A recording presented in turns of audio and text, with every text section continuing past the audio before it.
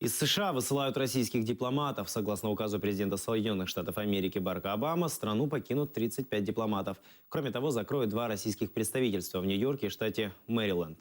Это ответ на российское вмешательство в американские выборы, заявляют в Вашингтоне. Также наложены санкции на отдельные агентства и людей, которых связывают с хакерскими атаками во время предвыборной гонки в Соединенных Штатах Америки.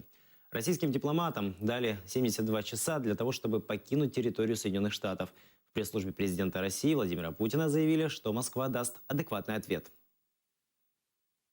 Мы категорически не согласны с какими-либо беспочвенными утверждениями, обвинениями, которые были озвучены в адрес российской страны. С нашей точки зрения, такие действия действующей администрации в Вашингтоне являются проявлением, к сожалению, непредсказуемой и, можно даже сказать, агрессивной внешней политики.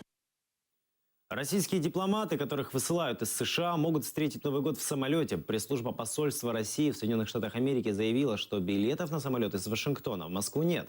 Дипломатам нужно будет сперва добраться из Вашингтона в Нью-Йорк, где большая вероятность купить билет на московский рейс. Однако издание «Московский комсомолец» опровергает эту информацию. Билеты есть в свободной продаже, но только эконом-класса. Однако российские дипломаты эконом-классом лететь из США не желают.